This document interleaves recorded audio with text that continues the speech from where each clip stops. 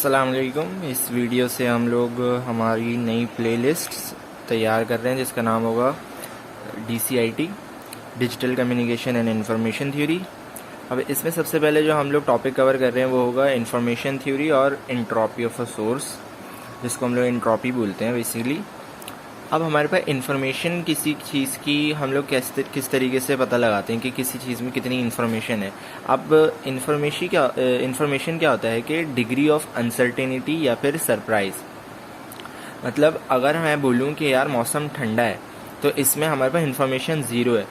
Information zero क्यों है? क्योंकि इसमें हमारे पास कोई इतनी ख़ास इन्फॉर्मेशन नहीं है कि यार मौसम ठंडा है। अब मौसम ठंडा है तो है यार, इतनी कोई ख़ास तो इन्फॉर्मेशन नहीं है, इसीलिए यहाँ पर इन्फॉर्मेशन कितनी है?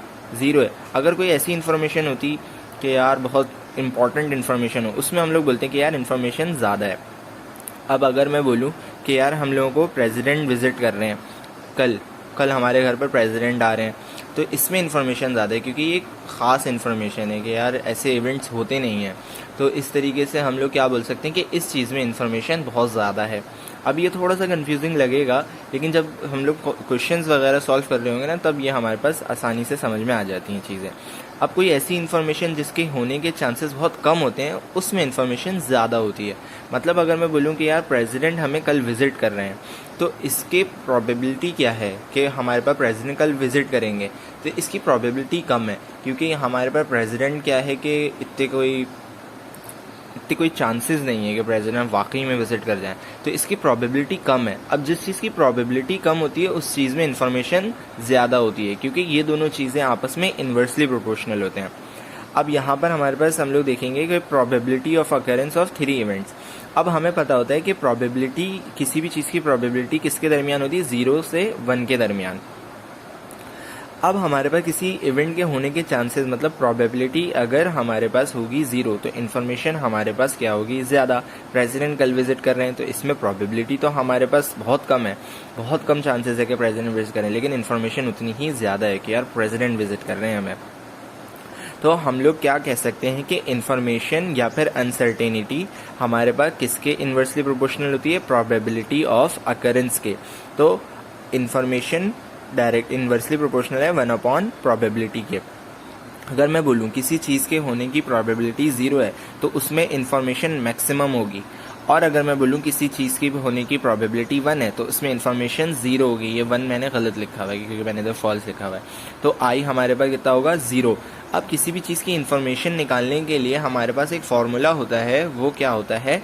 Information is equal to log b 1/p। अब ये जो b होता है ये बेसिकली बेस होता है, इसको आप 2 लिखते हैं, log 2 1/p। अब इस तरीके से जब हम लोग क्वेश्चन सॉल्व कर रहे होंगे ना, तब अच्छे से समझ में आ जाएगा कि इन्फॉर्मेशन बेसिकली क्या चीज़ होती है, किस तरीके से हम लोग इसको फाइंड आउट कर सकते हैं। तो अब थोड़ी सी चीज़ें मैं आप लोगों को क्लियर कर देता हूँ कि यहाँ पर फॉर्मूला तो हमारे पास होता है इन्फॉर्मेशन निकालने का log बेस 2 1 प्रोबेबिलिटी। आई डिनोट हमारे पास क्या करता है? इन्फॉर्मेशन। पी डिनोट करता है प्रोबेबिलिटी ऑफ अकरेंस। अब IM1 ये हमारे पास क्या है? इन्फॉर्मेशन इन मैसेज 1, और IM1 M2 इसमें हमारे पास क्या है? Information in M1 plus information in M2। अब इन्फॉर्मेशन इन मैसेज 1 का हमारे पास फॉर्मूला क्या होगा? log 2 1/P1। अब हमारे पास जो भी P1 हमारे पास क्या है? जो इन्फॉर्मेशन दी हुई है उस इन्फॉर्मेशन में हमारे पास इवेंट के होने के कितने चांसेस हैं, वो हमारे पास प्रोबेबिलिटी कहलाती है। और IM2 का सेम वही फार्मूला log 2 1/P2। अब अगर हम लोग IM1 IM2 निकालें तो हमारे पास क्या फार्मूला बन जाएगा? ये IM1 का फार्मूला प्लस IM2 का फार्मूला। अब इस पर log की हमारे पास प्रॉपर्टी लगा दें हम लोग, तो इस तरीके से भी लिख सकते हैं। अब इसी के बाद हम लोग चलते हैं हमारे पास एंट्रोपी पर। अब एंट्रोपी हमारे पास क्या होता है कि अगर आप कंसीडर करें एक मेमोरी लेस सोर्स इमिट कर रही है messages M1 M2 M3 up to Mn, और इनकी प्रोबेबिलिटीज़ क्या हैं? मतलब मैसेज 1 में जो इन्फॉर्मेशन है उस इन्फॉर्मेशन के हिसाब से उस इवेंट के होने की क्या प्रोबेबिलिटी है, वो है हमारे पास P1। M2 में जो इन्फॉर्मेशन है उस इन्फॉर्मेशन के हवाले से इवेंट के होने की क्या प्रोबेबिलिटी है, वो है P2। इसी तरीके से P3 और अप टू Pn। तो हमारे पास information content in message 1, M1 में कितनी इन्फॉर्मेशन है वो हमारे पास किससे डिनोट होगी, I1 से। उसका हमारे पास फॉर्मूला क्या होता है, log 2 1/P1। ये I लिख दिया लेकिन यहाँ पर 1 होगा क्योंकि I1 कैलकुलेट कर रहे हैं तो P1 आएगा। और इन्फॉर्मेशन का यूनिट हमारे पास क्या होता है, बिट्स। तो I1 is equals to log base 2 1/P1 और इन्फॉर्मेशन का हमारे पास यूनिट बिट्स होता है। अब इस तरीके से इंट्रॉपी कैसे निकलती है, इंट्रॉपी हमारे पास क्या होती है, एवरेज इन्फॉर्मेशन ट्रांसमिटेड पर बिट। मतलब एक हम लोग एवरेज इन्फॉर्मेशन निकालेंगे पर बिट जो भी ट्रांसमिट होगी उसको हम लोग बोलते हैं entropy.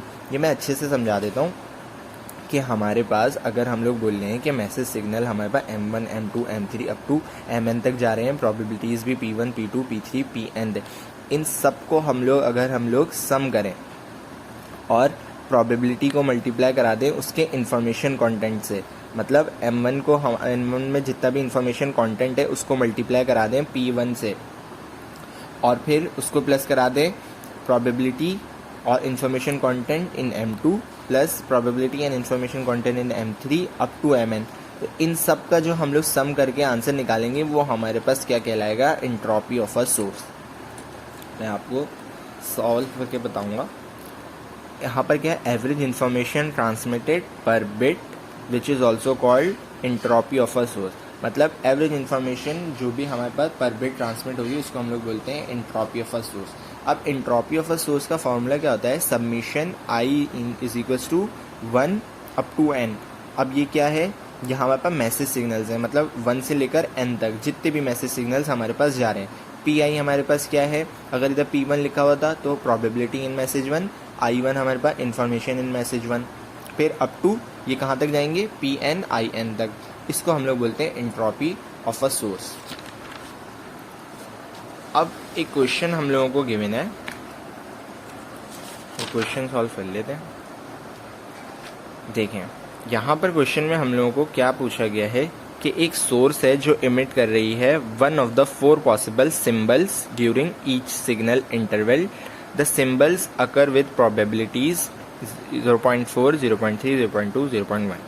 Find the amount of information gained by observing source emitting each of these symbols. एक सोर्स इमिट कर रही है one of the 4 possible symbols, मतलब टोटल सिंबल्स कितने हैं, 4, और अभी हमारे पास 4 में से कोई एक हमारे पास सोर्स जो है इमिट कर रही है पॉसिबल सिंबल्स।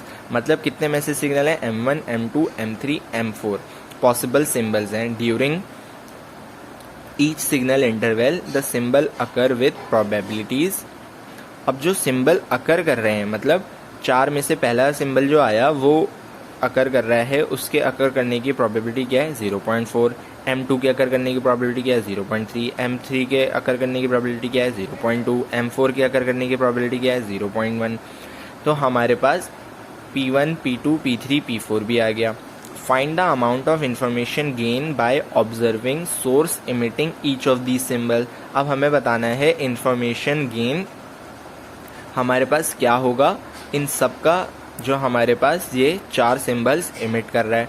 अब हमारे पास सिर्फ किसी ये नहीं बोला कि सिर्फ मैसेज 1 का इन्फॉर्मेशन गेन बता दें, उन्होंने बोला find the amount of information gain by observing source emitting each of these symbol. मतलब ईच ऑफ दीज सिंबल्स में जितना भी हमारे पास इन्फॉर्मेशन गेन है उन सबको हम लोगों को फाइंड आउट करना है।